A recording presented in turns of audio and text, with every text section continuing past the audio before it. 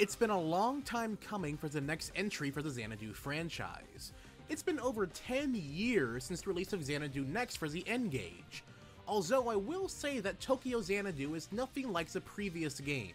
For one, the game ditches the design of the previous entries entirely, and now feels more that of Trails than anything else. If you take Trails of Cold Steel, take out the military background and made it modern day with sci-fi elements, you get Tokyo Xanadu. That's not a bad thing per se, but it's not necessarily a great thing either. In Tokyo Xanadu, you play as the workaholic high schooler Ko Tokisaka. You find a girl named Asuka getting catcalled shortly after work and go help her out.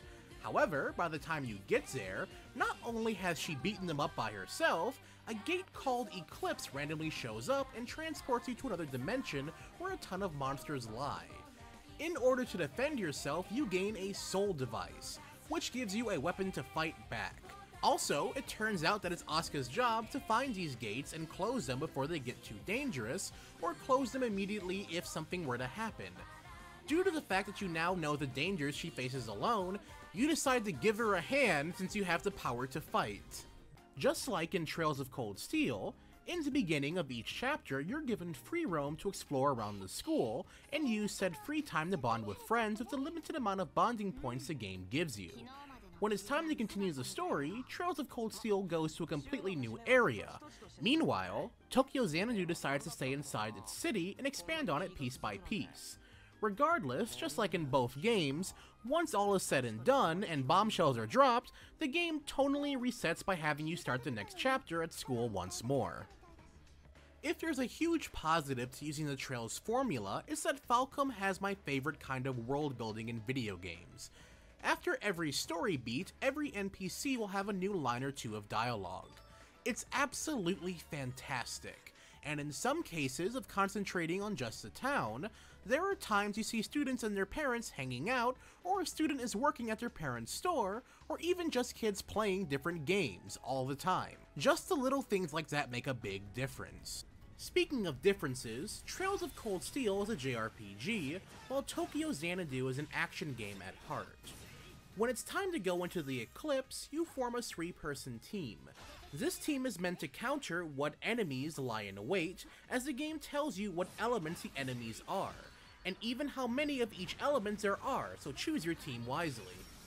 If you feel like things aren't going well, at the entrance as well as the interim points of a dungeon, you'll be able to switch around your team, upgrade your weapons as well as buy items. Keep in mind, however, that you're graded on your performance in a dungeon before facing a boss. This includes how fast you finished a dungeon, how many enemies you defeated, how you defeated them, mainly if you defeated multiples at once or defeated them while in the air, how much damage you've taken, how much of the treasure you got, and so on. The actual combat of the game itself is pretty finicky.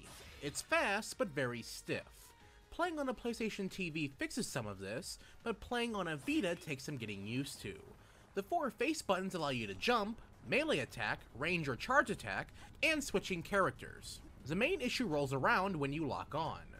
The camera locks onto the enemy, but not so much the character, so missing range attacks will still happen unless you position them. The even bigger issue is that the special attack button and the dodge button are the same button. So there have been plenty of times that I've been trying to roll out of the way, while instead the meter I've been saving for the boss was spent on a single enemy. It's completely frustrating. When not dungeon crawling through the Eclipse, you're given a few things to do in town. As mentioned earlier, you're allowed to hang out with some of your teammates. This will allow them and you to become stronger. For instance, when using a special attack, you normally do it by yourself, but if one of your teammates are at a high enough level, they will join in with you. Outside of hanging out with your friends, there's the arcade, which is where you can play the minigames that are unapologetically lifted from Cold Steel, such as playing as Demon Prince Reen in a fishing minigame. In a way, it's a very in-meta joke as they're just Cold Steel advertising everywhere. You can't escape it. As far as graphics and the music goes, graphically the game looks great on the Vita. However, considering some of the designs and overall art style are just from Cold Steel, and it doesn't feel as original as it should, and truthfully just makes me want to go back and play more Cold Steel instead. Music-wise, Falcom sound team, JDK, keeps doing what they do best, and that's producing great music. Surprisingly enough, the in-game idol group Spica, this game takes place in modern-day Japan after all, has about 2 or 3 songs from what I was able to listen from them. They aren't all that bad. If there's something Falcom can't let me down on, it's the music. Tokyo Xanadu is a game I really wanted to enjoy. Not to say that I don't like it, because I do, but I was expecting a bit more. For what it eventually excels at in dungeon design, it lacks in combat. For what it excels at in world building, it fails in originality, and the story feels by the book. As a huge fan of Falcom, I wish I knew what some of the staff were thinking when deciding on making Tokyo Xanadu a derivative of their own work. And that does it for our review of Tokyo Xanadu. To see the written review, be sure to check out our website, gaminggammon.com. A link to that review will be provided down in the description bar below.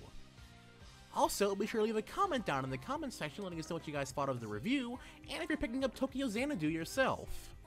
And if you're discovering my channel for the first time, hey, be sure to subscribe and stay for a while. We'll have a ton of fun here together. And as always everyone, thanks for watching.